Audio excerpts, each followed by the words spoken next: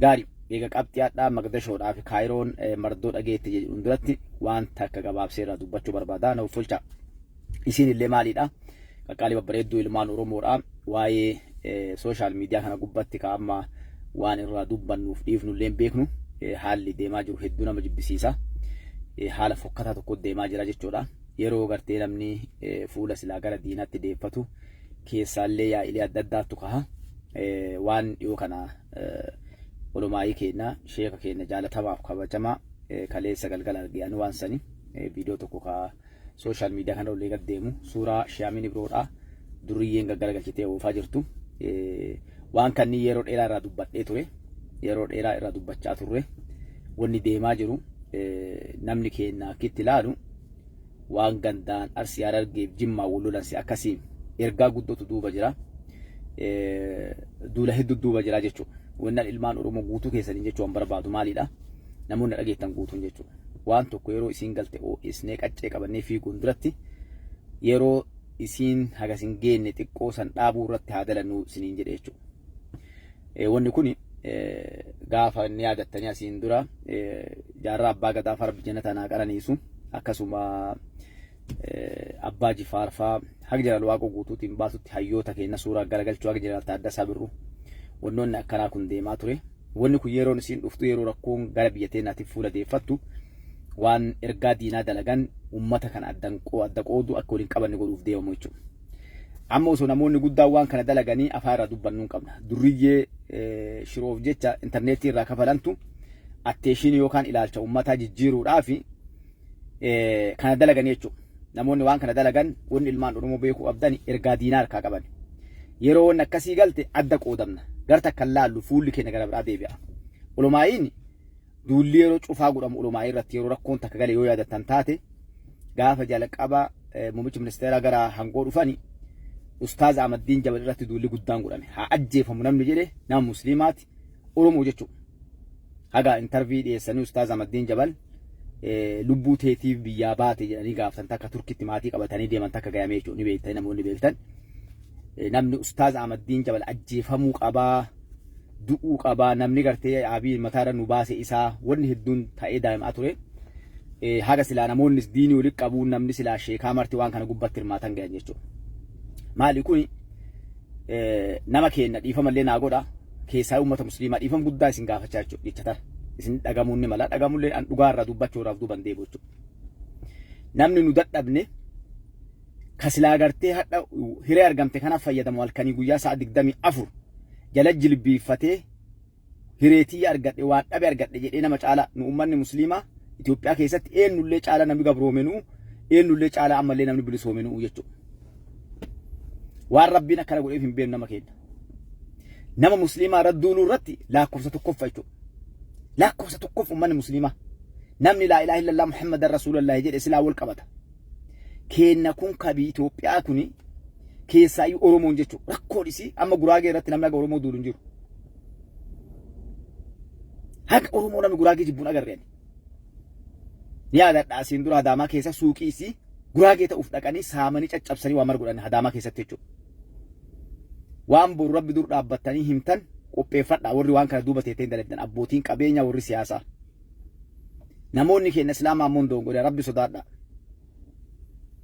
Walissi oofan dhiifamallee naa godhaa jechatan dura aansuudhaan maaliifi namni yeroo kana dura seeri kana waa dhagaaftana dura aanse hadha addunyaanii buxxuultanii akiraa ammoo rabbi waan himattan laalladha. Musliimni waa araarsaa waa walitti qaba. Musliimni tokko abbaa fedhe haa ta'u. Ijoollee hadha suuraa ulumaayii keenya garagalchitu. Islaam adda qooddu. Nama Islaama jedha akka namni hin deemne gootu. Gad aantummaa ofirratti mataa irra baattee deemtu nama keenya musliimaati.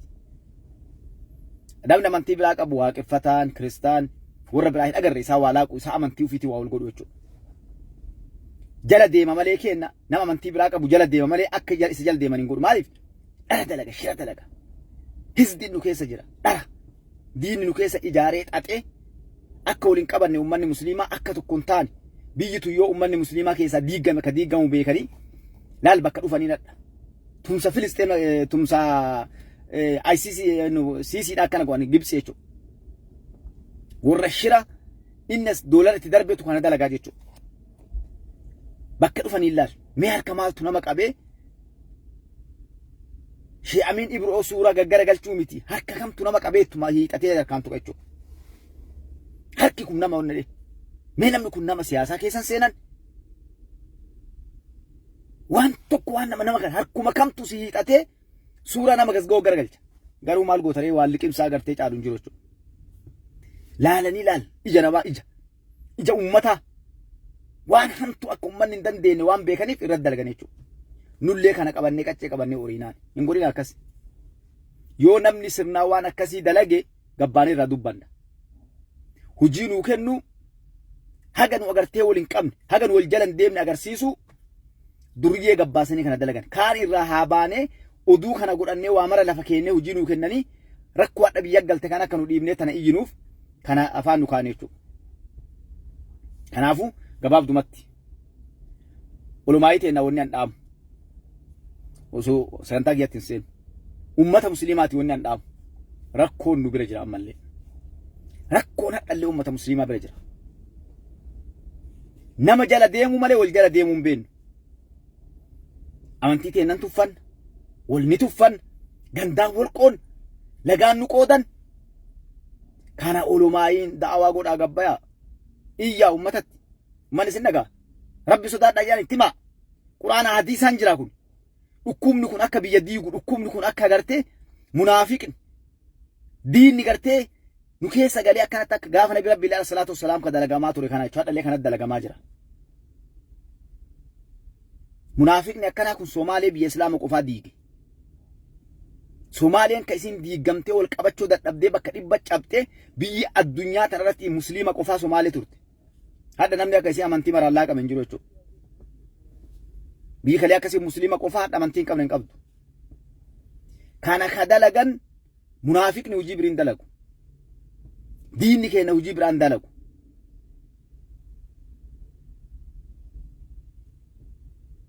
Namoota wannan isin dhaamu warra waan kana oofu tokkoffaa peejii warraa ofirraa blog godhaa labbaasaa tokkoffaa. Gabaabatti waan biriitti hin kaagina. Namni hundi walii himaa warra waan kana dalage hattaa sheer godhe jala seenee laale yoo dhugaan rabbi amantan namoonni na dhageettan bilookii warra waan akkana blog godhaa peejii keessan jalaa baasa. Hattaa nama isaan jala hordofullee. Bakka arg nama isaan hordofullee ka beektan ammoo bakka jirtan hin dhagaa. Amma waa iyyuu as gubbaa iyyuu miti. Namoota ulumaayii keenya akkana godhan bakka isaan jiran barbaada afaaniin iyyuu miti. Biyya mootummaa qabdu kamuu keessatti bakka fedhe haa ta'u namni dhugaan rabbi amante warra san baasii dabarsi mootummaa biyya saniitti kenni. Shurxaa kennaa warra Suudi Arabiyaa jiru. Himaa bakka inni jiru uummanni olii galaati sodaatinaa. Adda diiniin Islaamaa bizinesi taatee jirti bara. Namuu tolfatee kaameraa of dura dhaabee bareechifatee gabbayee ittiin daldaala. Yuutuubii ittiin nyaata namu. Kuuniin arrabsaa kuni irraa dafaa gartee deebisaa fi hundaayuu daldaalaa jechuudha. Kanarraa ollaa guddannoo gara isiniin jedha. Gabaabdumatti kun olumaa ilaala ammoo majliisa ilaala. Waan kana murtii takka dabarsanii hadha alhamdulillah waan feetan godhan deetti olumaa hin teennamu. Majliisni waan barbaade murtii fee dabarsuu danda'a. Hangoo qabaadha. Hadha guyyaa Dr. Abiy Ahmad Aliidhaa biyya bulchu yeroo ittiin fayyadamne yeroo munaafiqa kan ofirraan dhorkine yoo ofirraa dhorkitan yoo gabbaatanii hin dubbanne biyyaaf rakkoo jiru ka isin irratti deemaa jiru ka hawaasa irratti deemaa jiru ka amantii irratti deemaa jiru. Kanaaf akkana isiniin jedha mee deebilee ufaa laallu gaarii gama sagantaa kiyyaatiin seena qaalee bareedduu ilmaan Oromoodha. Rakkoon hadha namni hundinuu eegu biyyi teenna afaan lolaa jirti. Rasaasni yoom dhukaa'aaf eeggamaa jechuudha. Kuni lolli hadha agartee ka'ee namuu lol nu rabbanuuf halkanii guyyaa ittiin bulufu kuni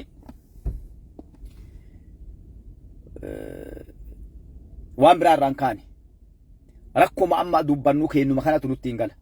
Munaafiqa keenya kanatu bakka hunda dhaqee heerumee diqaalaa guuree nutti hin galee rakkanna jechuudha. Garaa ofiitiif jecha bakka hunda dhaabbatee. Ijiptii hadha wanni kunnoo lafa gasgaatu irraa kaatee nu cabsuudhaaf halkanii guyyaa sa'a 24 daladduuf keenya kanatu masakee nutti hin dhufa.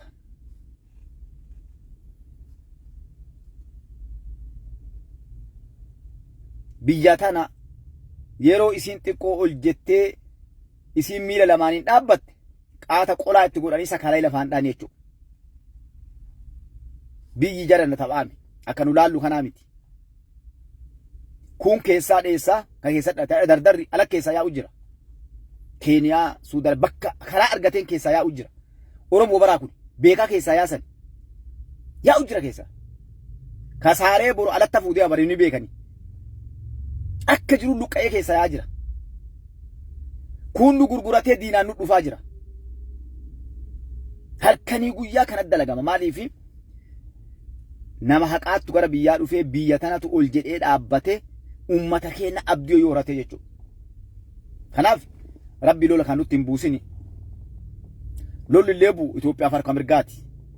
Irra deebi'ee isin hima. Lolli illee taanaan harka mirgaa Itoophiyaa maaliif nama hin tulle dirqamtee lola deemaa jirti. Kanaaf guyyaa irraa mardoo dhageetti gartee Maqdashoodhaa fi Kaayiroolleen Siisiidhaa fi Hasan Sheekh Muhammad illee guyyaa irraa akka lafti dhiituun akka lafti bariituun badii qofa dhagaan jechuun booyita qofa rifaatuu qofa ta'anii dhumatan. Warri nu qophaa'ee Itoophiyaa diignaa Itoophiyaa cabsina jedhe guyyaa irraa boo'u jiran. Nama isaan dura dhaabbatu malee nama isaan gargaaru dhaban. Nama isaan ganu malee nama isaanii tumsu dhaban jechuudha. Ammallee alhamdulillah oduu gammachiisaa nuuf oduu gaddisiisaa diinota keenyaaf jechuudha. Puutlaand ifaan ifatte jechuudha. Itoophiyaa wajjin dhaabbattee Somaalee dura dhaabbattee jirti. Ummanni kun obboleewwan. Ummata tokko, afaan tokko dubbata, aadaa tokko qaba, biyya tokko ummanni kun. Kaleessa ummanni Somaalee yoo alaa itti galan waliigaleetiin dhaabbata waliin. Rakkoo fedhe yoo qabaate. Hadha gaafa ilmaan Oromoo biyya bulchan dhugaan biyya teenya keessaa gabbaate. Ummanni dhugaa san jala deemu kakalee nu tuffatu hadha nu abdatee nu irkatee nu waliin dhaabbachaa jira jechuudha. Kabajaa tana nuti ofirra qabuu qaba. Bakka dhaabbannu laalaadha. Kalee nu tuffatani. Oromoo yoo jedhan ish siin jetti Somaaleen kaleessa. Hadha Oromoo yoo siin jedhan obboleewwan keenya yoo ati jabaatte namni gartee kiyya siin jedha. Siin jabaka. Yoo ati dayyuusa taate oo siin jedha namni gartee. Keetuu si waakkataa jechuudha. Namni aqlii qabu yoo ati dayyuusa taate yeroo cufa bakkuma hin taane keessatti furri madarbachaa akka deemtu namni keetuu si jibbaa jechuudha. Hadha ummanni Somaalee warri Somaalee keessa ture ni beeka. Gaafii nama gaafatan. Maalati Oromoo siin jedhi. Ummata bu'aan qabne ummata tiisa siin jedhi. Maaliif akkamitti ummanni miiliyoonni 50 60 miiliyoon tokko lamaan bitamaa siin jedhu dhugaa. Dubbii haqaati. Dubbii haqaati. Dubbii dhugaati. Waan deebisu dhabne warri Somaalee buutan ni beekta warri Somaalee waliin galtan ni beektan. Dhuga bara. Akkam gootaree kolkollee kee kana jira. Oromoo ummata hagana ga'u kana mi'aadhuma laala dhiifama naa godha amma tan laala bara. Amma osoo marroon dhufe jedhanii yookaan faannoon dhufte jedhanii keenna kun akka jirutti qamisii godhatee itti heeruma.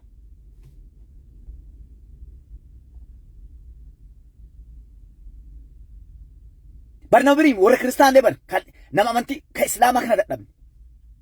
Nu waliin salaata nu waliin soomana garaa isaa eenyutti obboleessaa musliima kana ittaan abulaaf hin ittana. Osoo isaati hadha Itoophiyaan cabxee Dr. Abiy Ahmad Ali Gibsi nu diiddee biyya tana cabsetti gabba'ee ililfata keenya suduuja bu'ee salaata rabbii keenya hedduun isaa ni beekna bara. Badii caqasa wama dhufee nama kan wama dhufee biyya tana cabsu garuu dubbiin akkasii mi hadha gahe. Rabbi jijjiira waa mara Dr. Abiy Ahmad Ali illee maka jijjiire Khaliqu samaawaati wal ardi. Puutlaand ifaan ifatte jechuudha. Amma achi waan Somaaleef Hasan Sheekh Muhammadiif siisiin dalagaa jiran teennee hin laallu waan dhufu hunda keessummeessuuf illee qophii Itoophiyaa waliin dhaabbannaa jettee jirte jechuudha. Mootummaan Somaalee illee ibsa irra baasee jira.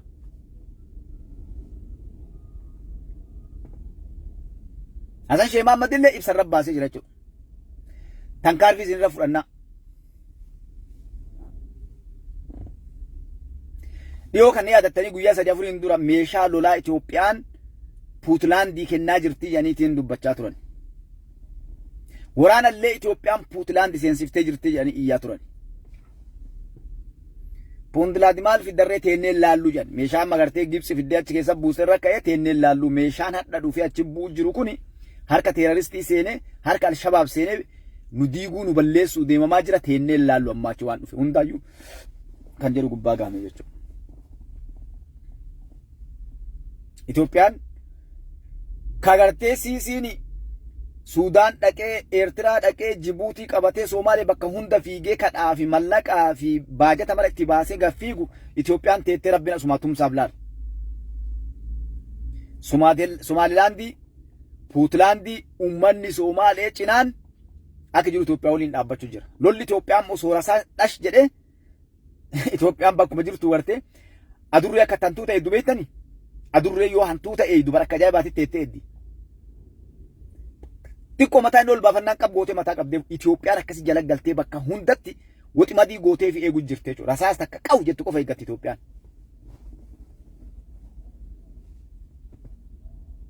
Rasaasa takka qabu jettu qofa.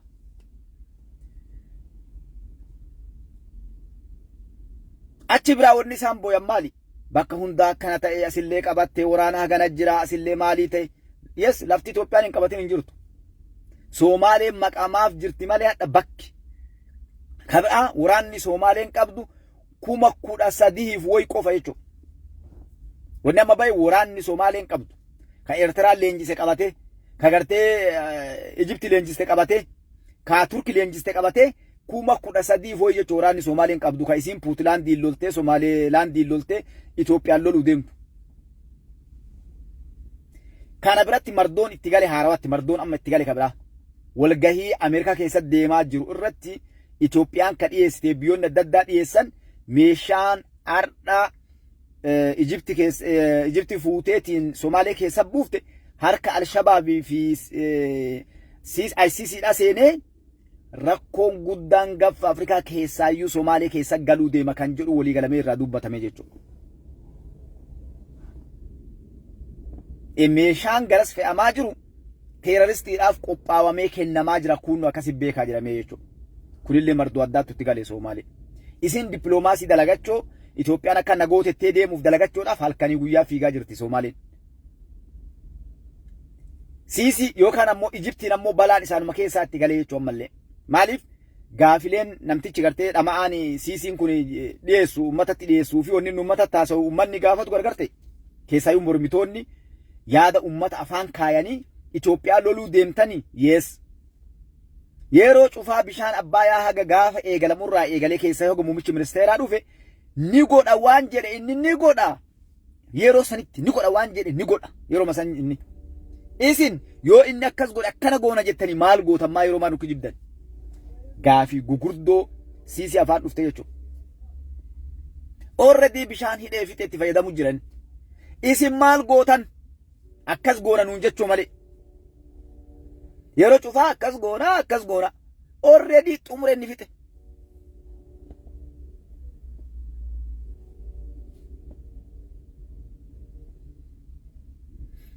Waan tokko social media kana gubbaa deeman deeggaroon maaliif Israa'el waan hin deeggarreef Israa'el obboleewwan keenya fixaa haga feetee isin Itoophiyaa gargaarte kana hin deeggaroon. Warri jeneraal Israa'el tokko illee gabbaa'ee waa laaqe jechuudha. Sun dantaa mataa isaa hadha. Warri gartee dhiigaanii Itoophiyaadhaa diqaalaa isaanii ka guuratanii falaashaa isaan baananii obboleewwan keenya fixaa waan jiruuf Itoophiyaa gargaaruu kanaan deemti Israa'el illee hadha jechuudha. Kana hin fudhannu. Abbichuu illee hin fudhatu. Dheengadda gaafa biqiltuudhaaf kooffiyaa irratti alaabaa Filisxeemii tolfatee kaa'ee jechuudha. Israa'eloota dantaa mataa ofiitiif isiin gartee laaxee obboleewwan keenya bakka hunda fixaa jirti hadha.